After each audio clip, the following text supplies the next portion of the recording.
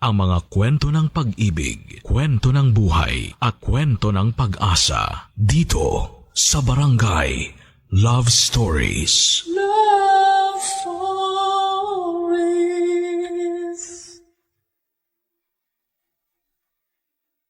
Bilang isang ama at haligi ng tahanan, handa nitong gawin ang lahat ng maisip niyang paraan para maprotektahan ang binuo niyang pamilya. Siyang sandigan ng lahat sa tuwing pagibana ang bawat dingding ng tahanan. Ikaw, kabarangay, paano ka ba pinoprotektahan ng padre di pamilya ninyo?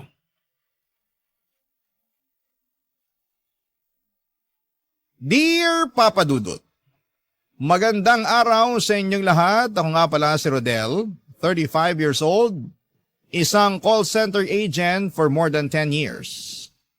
Dito ko na rin nakilala ang babaeng gusto kong makasama habang buhay, si Jem. Kaedad ko lang siya, bagong agent siya at napunta sa aming team. Doon kami nagkapalagayan ng loob. Palagi kaming nagkakasama na naging dahilan para mahulog kami sa isa't isa. Hindi naman mahirap ma-in love sa isang katulad ni Jem. Mabait ito at maalaga. Bonus na rin na maganda siya at balingkinitan. Naging bukas na libro kami sa isa't isa at nalaman kong isa siyang single mom sa 2 batang lalaki. 2 years na siyang hiwalay sa kanyang naging asawa na si Henry, 55 years old. Dati raw niyang teacher noong college si Henry noong nagkakilala sila at naging sila after makagraduate. Mahigit 10 taon din silang nagsama bago tinapos ni Henry ang relasyon nila. Hindi naman nagloko si Henry. Sadyang may mga relasyon lang na kailangang tapusin bago tuluyang masira pa. Saka kung hindi naman sila natapos ay hindi naman kami makakapagsimula ni Jem. Yun nga siguro ang plano ng Diyos. Nung naging kami ni Jem ay unti-unti ay pinakilala niya ako sa 2 anak niya at nung una ay pinakilala ako bilang kaibigan. Nakiband ako sa kanila tulad ng isang kaibigan. Dahan-dahan lang siyempre hanggang sa masanay na sila sa presensya ko. Inaral ko talaga kung paano pakisamahan ang mga bata. At nakuha ko na ang tamang timpla. Isang araw pinakilala na ako bilang stepfather nila. Hindi namin sila nakitaan ng pagrebelde. Naiyak nga ako nung niyakap nila ako at sinabing masaya sila para sa amin ng mama nila, Papa Dudut.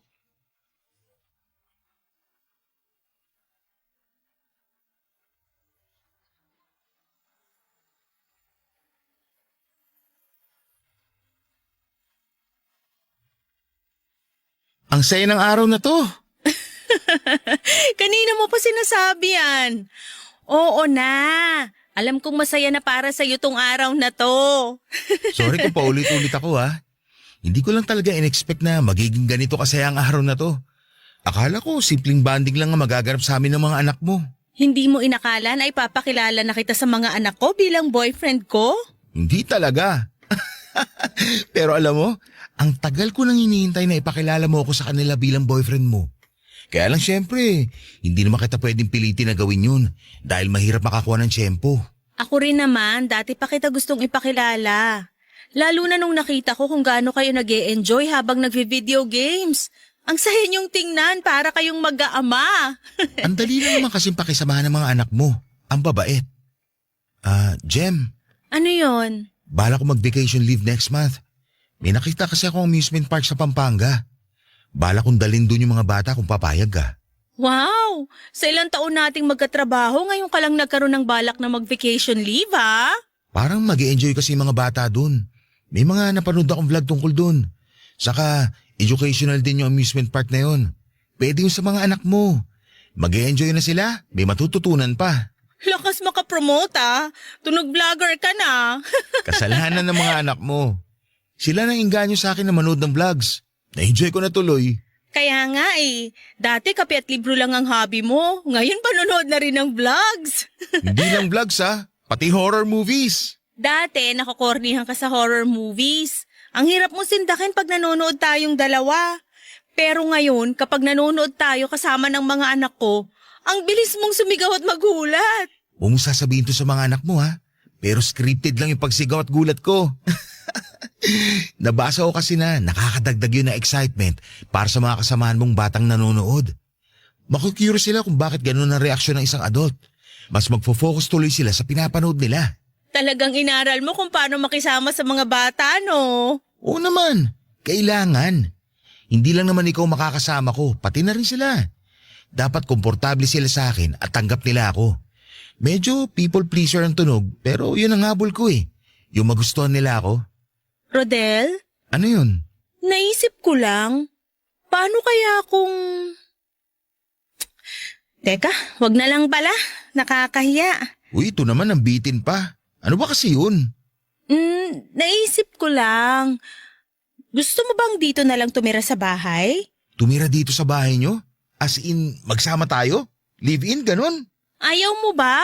Promise hindi kita sisingilin sa renta. Teka, sigurado ka ba? Hindi ba mabibigla ang mga bata? Okay lang kaya sa kanila? Paano ba ang adjustment nila? Ano kaya pwede kong gawin para maging pulido ang mga unang linggo stay ko dito? Teka, kailangan ko to i-search sa internet para... Huwag kang mag-overthink. Sapat nang maging ikaw. Ikaw. Gets mo? Kasi dun ka namin minahal eh. Mahal na rin ako ng mga anak mo. Sa tingin ko naman, oo. Papadudot na pangiti ako sa huling sinabi ni Jem. Mahal na rin ako ng mga anak niya.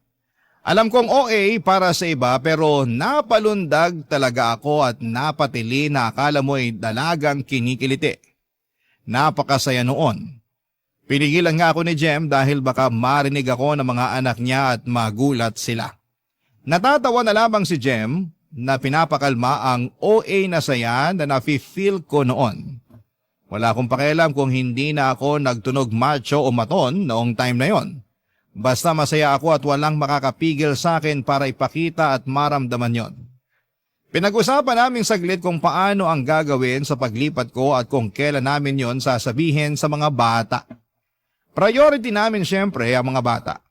Kahit sabihin tanggap nila ako pero kailangan pa rin naming magdahan-dahan dahil baka mabigla sila sa bilis ng mga pangyayari.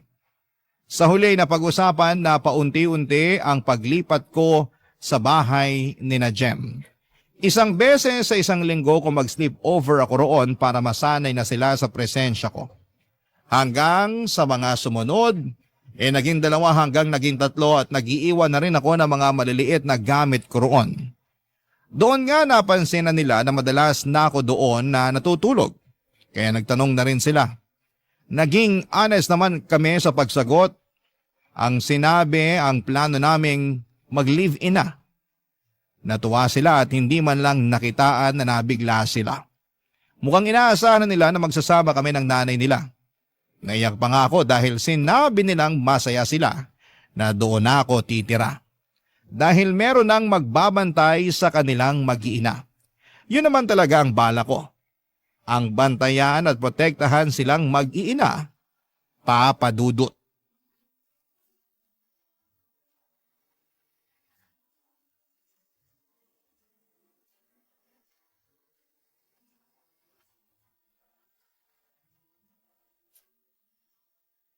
Sigurado ka bang nakuha mo na lahat ng gamit mo? Wala nang naiwan dun sa dati mong apartment? Yung kalendaryo na lang pero hayaan mo na. Patapos na rin naman ang taon. Regalo ko na lang yung sa landlady ko. Baka ma-miss ka ng landlady mo. Wala na siyang inaabutan ng sabaw ng tinola tuwing Sabado. Sabi ko naman sa kanya, ipa-deliver na lang niya kapag may sobra siya. Umuo naman. Kaya tuwing Sabado, may sabaw tayo. Pagandaan nyo ng mga bata. Puro ka talaga kalokohan. Tulungan mo na lang ako mamaya sa pagpapalit ng kubrekama natin, ha? Maglalaba rin pala tayo bukas. Wala manunod kami ng sini ng mga bata bukas. Ay, bakit di ko alam yan? Bakit hindi ako kasama? May sarili kayong GC, no? Tapos hindi ako kasali. Sa atin lang to Pero kasi KJ ka raw kasama, kaya ako lang in-invite sa sine. Ah, ganun, no? Uy, ano ba? Sige, akala mo. Ako, Pilipinas wala yung ka ng ibang hangin TV. kakatawa ngayon. Alam mo, dyan ang kainaan ko Ayun. Jem, Henry? Ikaw pala. Anong ginagawa mo rito? Masama bang dumalaw sa mag-iina ko? Hindi naman. Kaya lang sana nagpasabi ka. Rodel, siya pala si Henry. Tatay ng mga anak ko. Henry si Rodel. Boyfriend ko. Finally, nagkakilala na rin tayo. Lagi kang nakukwento ng mga anak ko. Sana naman maganda ang kwento nila tungkol sa akin. Maayos ka naman daw, sabi nila. Gusto ko lang makita kung totoo. Bakit ka ba nandito, Henry? Wala naman dito yung mga bata Nag-sleepover sila sa bahay ng lola nila. Di ba sinabi ko naman sa'yo? Sinadya ko talagang pumunta rito para makilala ko tong bagong boyfriend mo. Curious lang ako.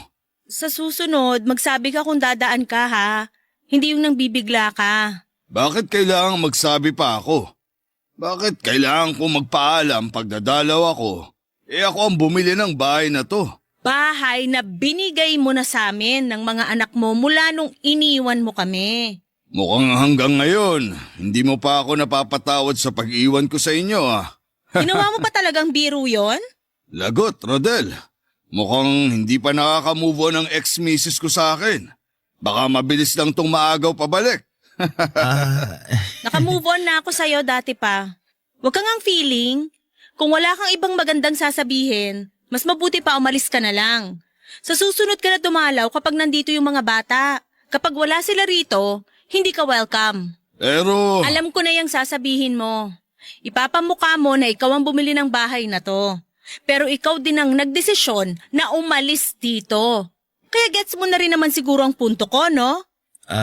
Jem, sa tingin ko ayos lang naman kung padaan-daan dito si Henry. Hindi okay yon. Nakatira ka na rito sa bahay at kailangan niyang irespeto rin yon. Hanep, ako ang magpapakita ng respeto sa boyfriend mo na tumira sa bahay na binili ko. Pero sige, bilang nanay ng mga anak ko, pagbibigyan ko ang gusto mo.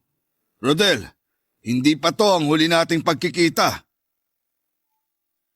Hindi ko alam kung napansin ni Jem pero ang talim ng tingin sa akin ni Henry nang magpaalam ito para umalis. Nakaramdam na ako ng kaba una pa lang na tumapak siya sa bahay. Hindi pa man din siya nagsasalita pero parang narinig kong hindi niya ako gusto. Parang sinukat niya ang pagkatao ko sa pagtitig niya sa akin. Lalo na nung tinignan niya ako mula ulo hanggang paa. Hindi ako nakagalaw noon, nahirapan nga rin akong sumagot lalo't nagkainitan na silang dalawa ni Jem. Mukhang hindi pa rin settled ang issue nilang dalawa. Naiintindihan ko naman hindi madaling maiwan lalo't gusto ng isa ang buo ang pamilya.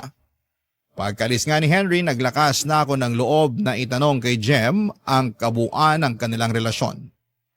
Doon ko na nalaman ang katotohanan. Hindi kasi ako nag-usisa masyado noon. Pero alam kong kailangan ko na yung gawin lalo't parte na rin ako ng buhay nila. Iniwan ng walang dahilan ni Henry si Jem. Pero bago pa man niya iwan si Jem ay nakaramdam na raw si Jem ng panlalamig at pag-iwas mula kay Henry.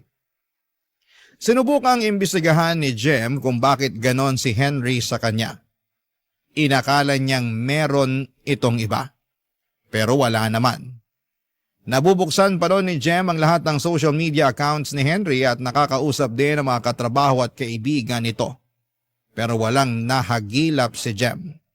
Hanggang isang araw pag uwi ni Henry, kinausap nito si Jem para maghiwalay na sila. Hindi na pinaglaban pa ni Jem kahit gusto niyang maliwanagan kung bakit isang araw ay ayaw na lang ni Henry. Sa pagdaan ng mga buwan at taon, inobserbahan ni Jem si Henry para malaman sa huling pagkakataon kung bakit ito nang iwan. Kung meron ba talagang ibang babae. Pero wala. Hanggang ngayon ay single si Henry. Hanggang ngayon, hindi alam ni Jem kung bakit siya nito iniwanan. Barangay Love Stories. Barangay Love Stories. Nung sinabi ni Jem na naka-move on na ito kay Henry, pinaniwalaan ko yon. Ramdam ko naman na mahal niya ako at sa akin na siya nagpaplano ng buhay niya. Sa akin na siya nakakaramdam ng selos. Bilang isang lalaking very sensitive pagdating sa pangangailangan at emosyon ng isang babae, masasabi kong naibibigay ko ang lahat sa kanya at nararamdaman kong sapat na yon para kay Jem. At lalo ko pang ginagalingan araw-araw para ipakita sa kanya na karapat dapat ako sa kanya at sa mga anak niya. Sa mga anak niyang napamahal na rin ako kahit sa maiksing panahon pa lamang ng pagkakakilala sa kanila. Kay Henry naman ay sinusubukan ko pa rin siyang kilalanin at tansyahin at madalas na itong nagpupunta sa bahay.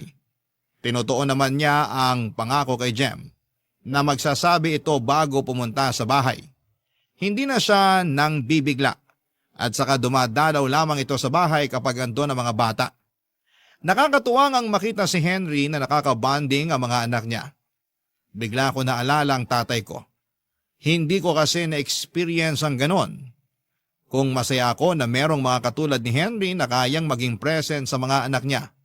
At pangako ko balang araw kapag nabiyayaan kami ni Jem na mga anak ay magiging present din ako. At sisiguraduhin kong maibibigay ko lahat ng kailangan nila hanggang makayanan na nilang bumukod sa amin. Isang gabi maulan, nakaharap namin muli si Henry. Hindi pa ito makauwi kaagad dahil wala itong mabook na sasakyan. Kaya nakausap pa namin siya sa kusina habang nagkakape, Papa Dudut.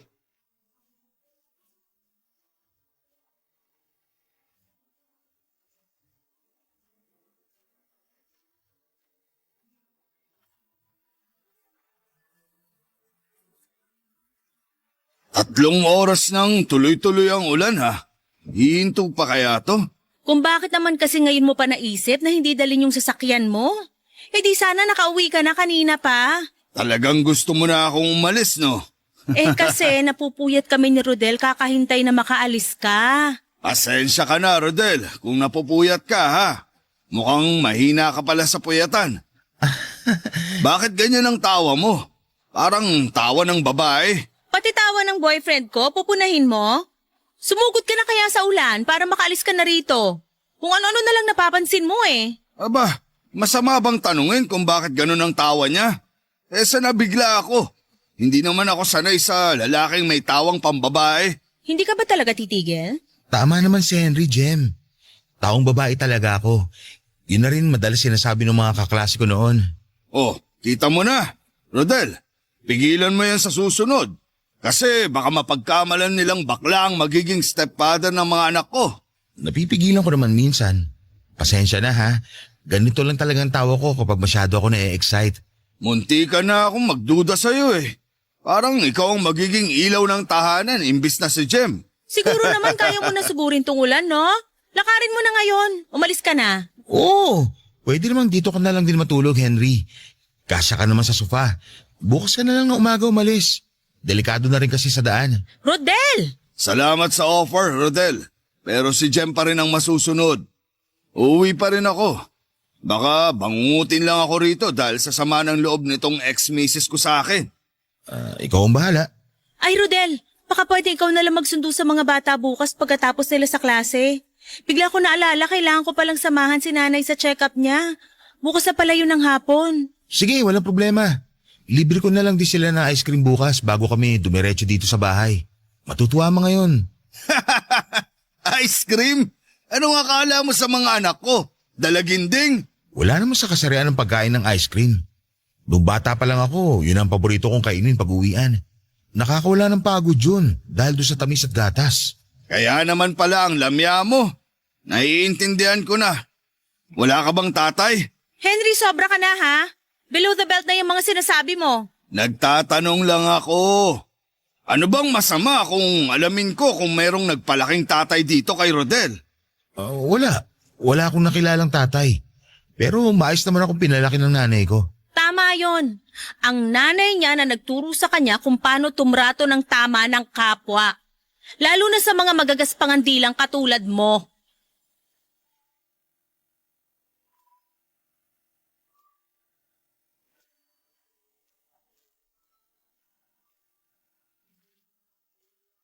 Papadudot nagpatuloy sa pagtatalo sina Jem at Henry. Samantalang ako ay hindi ko alam ang gagawin. Ni hindi ako makatingin isa man sa kanila lalo na kay Henry. Tama naman siya. Malamya ako at hindi ko nakilala ang tatay ko. Walang nagturo sa akin kung paanong maging matikas, maskulado at matatag. Pero mabait ako at mapagmahal. Nakuha ko yon sa nanay ko, kalmado at nurturing din ang aking ina. Very expressive at gentle. Lahat ng mga yon ay nagustuhan sa akin ni Jem na mga namana ko sa nanay ko. Kaya nga mabilis ko siyang napaibig. Yun nga rin daw ang nagustuhan niya, lalo para sa mga anak niya. Pero pagdating kay Henry, kulang yon. Mali yon. Hindi ko naman may paliwanag kay Henry na hindi ko kayang abutin ang mga ine-expect nito para sa akin. Gusto ko lang maging ako. Baka naman pwede na yon. Pinagdasal ko na matapos na ang pag-ulan. Hindi ko na rin kaya pa ang makaharap si Henry. Mas lalo lang akong nanliliit sa tuwing nakikita ko siya. Lagi akong takot, laging nanginginig kapag naririnig ko ang boses niya. Sa totoo lang ay bihira ang mga kaibigan kong lalaki na very masculine, tulad ni Henry. Karamihan, mga babae ang nakakasalamuha ko. Sa kanila kasi ako nakakakuha ng pag-unawa at mas naiintindihan ko sila. Hindi ako na-intimidate sa kanila. Kaya bagong experience talaga itong kay Henry para sa akin. Hindi ko alam kung hanggang kailan ako matatakot sa kanya at lagi naman akong pinagtatanggol ni Jem sa kanya. Kaya lang minsan ay nakakahiya na lalo't hindi naman daw yon ginagawa ng babae. Dapat ako ang nagpoprotekta sa kanya tulad ng pinangako ko. Pero bakit baliktad ang mga nangyayari, Papa Dudut?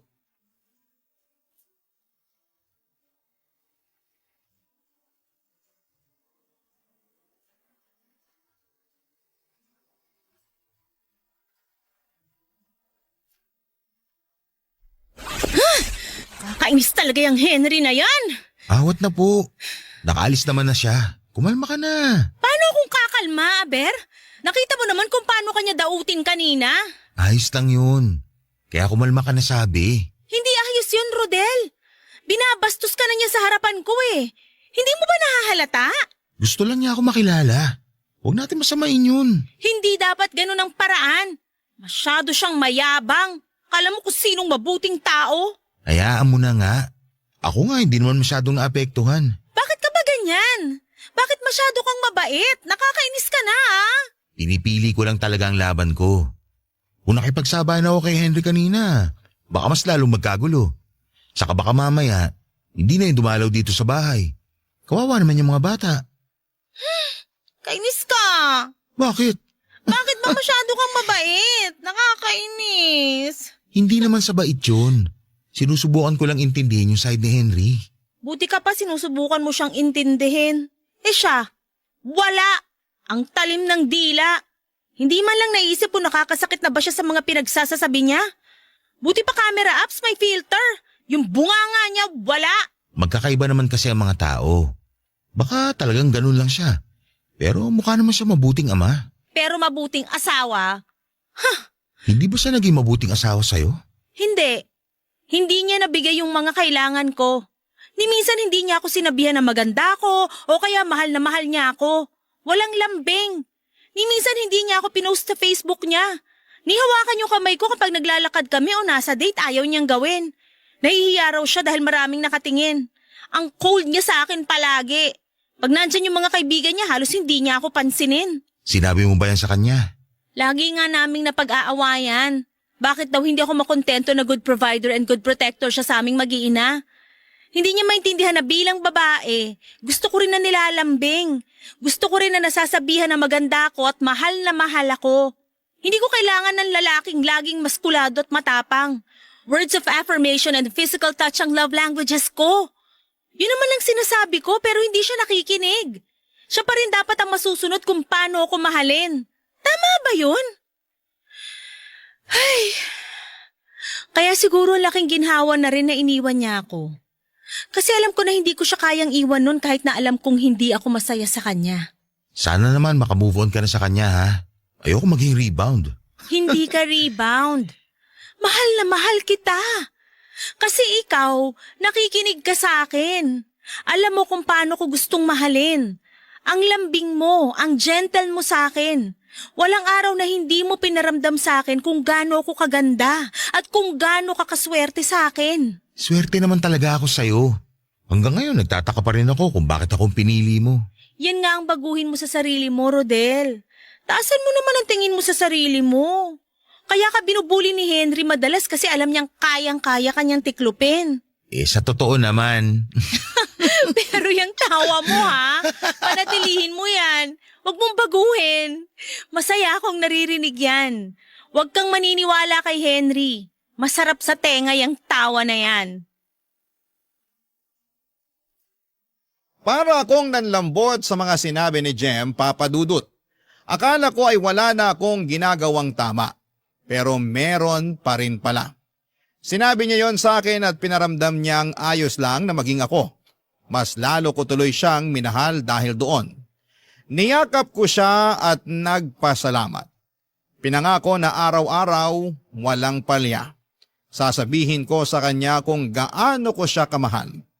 Araw-araw may lambing, araw-araw siyang maganda para sa akin. Hindi ko ikakahiya na hawakan ang mga kamay niya at halikan siya sa harapan ng maraming tao. Kung yon ang paraan para maramdaman niyang minamahal siya. Yon ang tama para sa kanya at hindi ko yon ipagkakait sa kanya.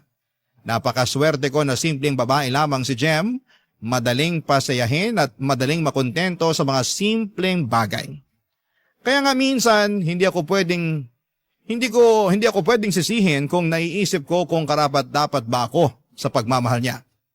Niyakap ko siya ng mahigpit nang maramdaman kong nag-uumapaw na naman ang ligaya sa puso ko at humahalo yon sa insecurity ko.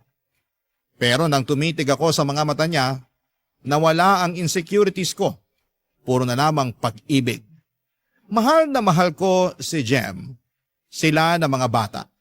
Aayusin ko kung paano maging tamang lalaki para sa kanila. Hindi man ako nauna sa buhay nila pero sisiguraduhin kong hindi ako ang mag-aabandona sa kanila. Malamyaman ako sa paningin ng padre de pamilya nila pero papatunayan kong hindi ako basta-basta magigiba kahit ano pa ang tingin ng iba. Barangay Love Stories. Barangay Love Stories. Papadudod sa pagdaan ng mga araw, pinatunayan ko kina Jem at sa mga bata na karapat-dapat ako sa kanila. Nakita ko kung paanong nag-bloom si Jem sa piling ko at kung paanong naging magalang at mabuti ang mga bata. Totoo nga ang sinasabi nila, ang tao tulad ng halaman kapag minahal at nadiligan ng tama ay uusbong at titibay ito. Ganon ang nangyari sa pamilya ko. Oo, sariling pamilya ko na ang tingin ko kina Jem at sa mga bata. Kung pwede lang natawagin akong papa o tatay ng mga bata ay gugustuhin ko. Kaya lang syempre bilang respeto kay Henry, dapat isa lang akong stepfather. Tito o kuya lang dapat ang itawag sa akin. Hindi na pwedeng lumagpas pa sa tatay o papa. Kontento naman ako doon kasi kahit hindi nila ako tinatawag na papa o tatay, pero pinaparamdam nila sa akin na parang ama nila ako. Sa akin sila nagsasabi ng mga nararamdaman nila. Komportable silang nagsishare sa akin ng mga sekretong hindi nila magawang sabihin isa man kina Jem at Henry. At sa part ko ay nakaka-proud yun ha. Kasi ang sarap sa pakiramdam na pinagkakatiwalaan ka ng mga bata. Yung feeling nila sa safe sila sa akin. Yun naman ang gusto kong iparamdam sa kanila palagi. Ang maramdaman nilang safe sila habang kasama ko.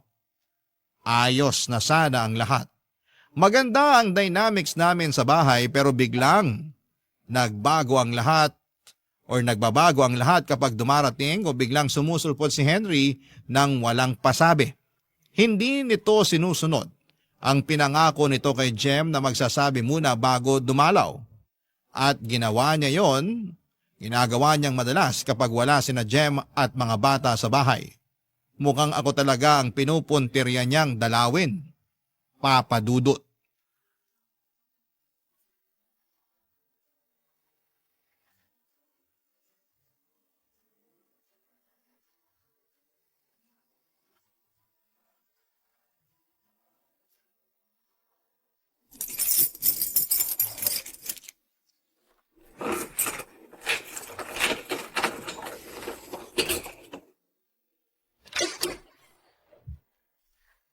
Oh, Henry, napadalaw ka. Wala si na Gemma. Wala rin ang mga bata. Hindi ka ba nasabihan? Nasabihan naman. Alam kong nasa bahay sila ng lola nila. Ang ganda ng apron mo Bulaklakin. Salamat. Regalo to sa akin ni Jem nung mansari namin. May kailangan ka ba kaya ka nandito? Parang, Gusto mo ba ng hot chocolate? Brownies. Meron ako mga binake na pastries. Nasa ref. Dapat baon ng mga bata yun bukas Pero pwede ka naman tumikim kahit isa. hot chocolate? Brownies? Sa akin? Rodel naman. Yun lang kasi yung nagawa ko Hindi pa ako nakakapag-grocery. Bukas pa. Ikaw din ang nag-grocery? Oo. Para hindi na mahirapan si Jem. Ako rin na nagluluto para sa amin ng mga bata. Hindi ko alam na ikaw na pala nagsusot ng saya sa bahay na to. Nako, moderno naman na ang mundo. Wala nang kaso kung lalaki ang magluluto o mamalengke. Huwag mong sabihin si Jem ang provider dito sa bahay. Masasapak na talaga kita.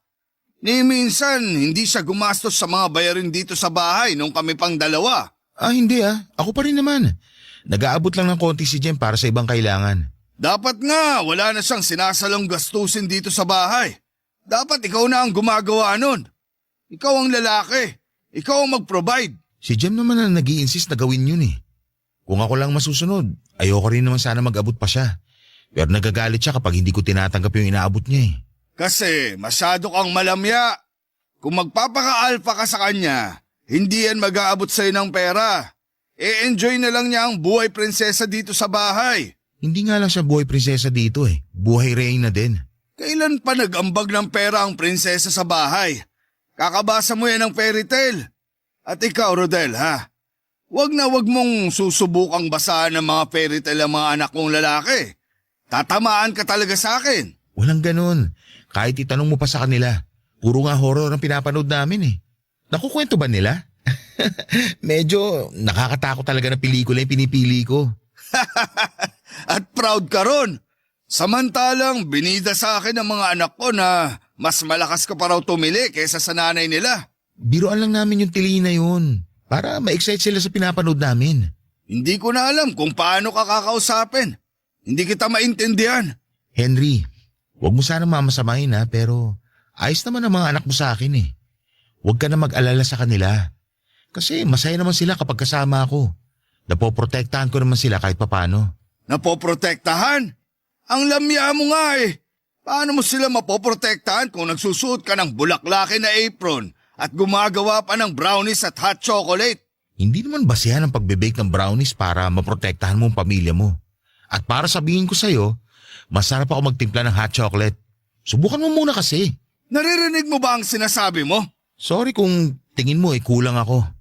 Pero sabi naman ni Jem, ayos lang yung mga ginagawa ko para sa kanila mag-ina. Hindi naman siya nagre-reklamo. Sa ngayon, ayos lang sa kanya. Sa ngayon, hindi pa siya magre-reklamo. Pero kilala ko si Jem. Pag tumagal kayo, isusumbat na niya sa'yo lahat ng mga napapansin niya. Pustahan tayo. Iyang pagiging malamya mo, ipapamukha niya sa'yo balang araw yan kapag natauhan na siya.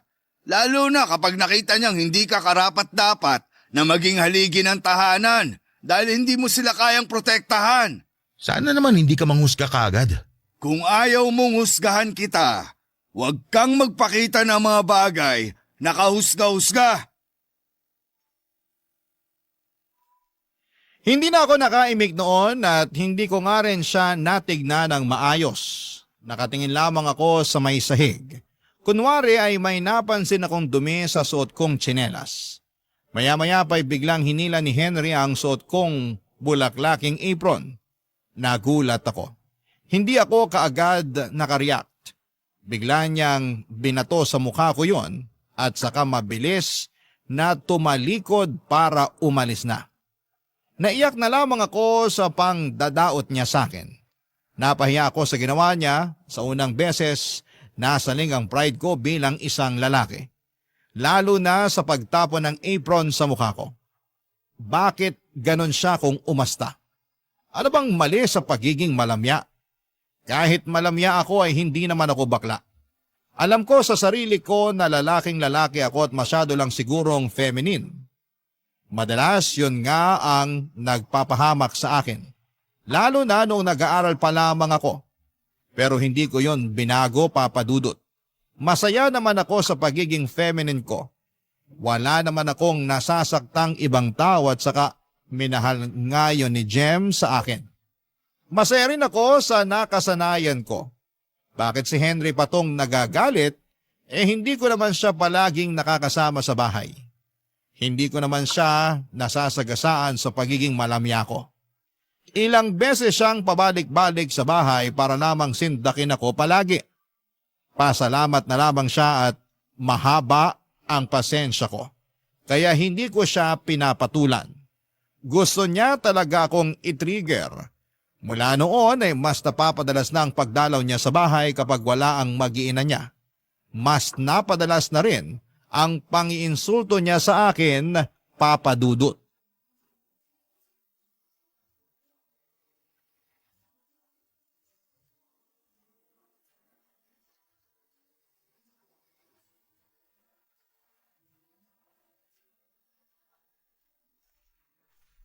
Rodel, Wala sina Jem at mga bata dito. paulit-ulit ka na lang sa linya mong yan. Alam ko namang wala sila rito kapag dumadalaw ako. Hindi ako tanga. Pinapaalala ko lang ang usapan nyo ni Jem na dadalaw ka lang dito kapag nandito ang mga bata. Bakit? Isusumbong mo ba ako sa ex-misis ko? Hindi kita isusumbong sa girlfriend ko. Huwag ka mag-alala. Ah, ganun ba? Akala ko kasi nakuha mo rin ang ugali ng ibang babae na chismosa. Umalis ka na lang, Henry, kung wala ka namang ibang sasabing importante. Magpaplansya pa ako ng uniform ng mga bata. Akala ko naman tigasin na. Taga-plansya ka na rin? Talaga ba? Bukas, ano na ang gagawin mo? Taga-manicure ni Jem? Marami nang ginagawa si Jem lalo't nagkasakit ang nanay niya. Kailangan ko siyang tulungan sa mga gawaing bahay. Kailangan mo siyang tulungan o talagang na-enjoy mo lang ang mga gawaing babae? Masama ba kung oo? Wala ka na talagang pag-asa. Tapatin mo nga ako, Henry. Nako, pati pagtatalak ng babae, kuwang-kuha mo na rin. Wala na talaga to. Wala na. Alam mo kung ano pang nakuha ko sa mga babae? Yung galing nilang bumasa ng isang tao. Oh, anong gusto mong puntuin dyan? Na kaya ka nagiging dominante sa akin para iparamdam na hindi ako bagay sa bahay na to. Na ikaw lang dapat ang kilalanin na leader. Hindi ka naman talaga bagay sa bahay na to. Tama ka. Dahil gusto mo, ikaw pa rin ang haligi ng tahanan. Hindi matanggap ng pride mo na may bagong lalaki na dito. Pakiramdam mo, threat ako sa'yo. Threat? Sige, ano pa ang iniisip mo? Papakinggan kita. Na kaya ka ganyan kagaspang sa akin dahil hanggang ngayon, mahal mo pa rin si Jem. At gusto mong bumalik sa kanya. Kasi nagsisisi ka dahil meron na siyang pinalit sa'yo na nagpapasaya sa kanya ngayon. Sorry ka na lang, Henry, pero ako na ang mahal niya. Ang hirap kontrahin ng mga sinasabi ko kasi totoo lahat, no? Hindi ko naman itatanggi na mahal ko pa rin si Jem. Pero hindi ko na siya gustong bumalik sa buhay ko. Huwag kang mag-alala. Pinapaubaya ko na ang mag-iina ko sa'yo, di ba? Pinapaubaya? Parang hindi naman. Bantay sarado ka nga palagi. Hindi ako makagalaw ng maayos kasi bawat gawin ko, pinamumukha mong laging mali ako. Ay, pati emosyon ng babae nakuha mo. Wala ka ba kahit katiting na pagkalalaki man lang? Bakit ba ganito ka sa akin? Dahil kailangan ng mag-iina ko ng poprotekta sa kanila. Pinoprotektahan ko naman sila sa paraang alam ko. Hindi yan sapat. Eh di ikaw na lang gumawa. Tutal, ikaw lang naman may alam ko paano sila poprotektahan. Eh di sige, ikaw na. Sige lang, ikaw na. Kailangan kita para protektahan sila. Hindi kita maintindihan. Diretsahin mo na lang ako. Para ka rin babae. Puro putak. Hindi mo madiretso kung ano gusto sabihin.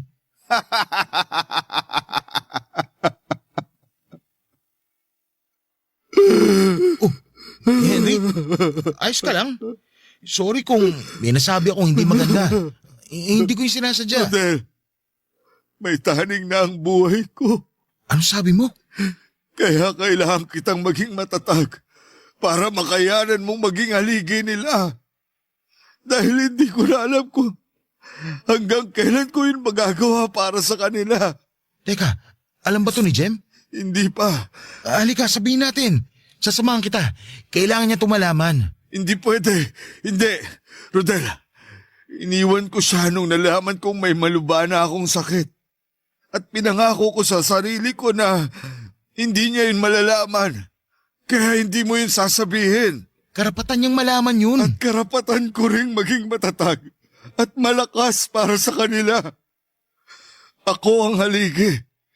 Hindi ako pwedeng makitaan ng kahinaan. Kaya bago pa ako tuluyang manghina, kailangan ko nang makalayo sa kanila. At higit sa lahat, kailangan ko matulungan ang bagong magiging haligi nila. Ikaw yun, Rodel.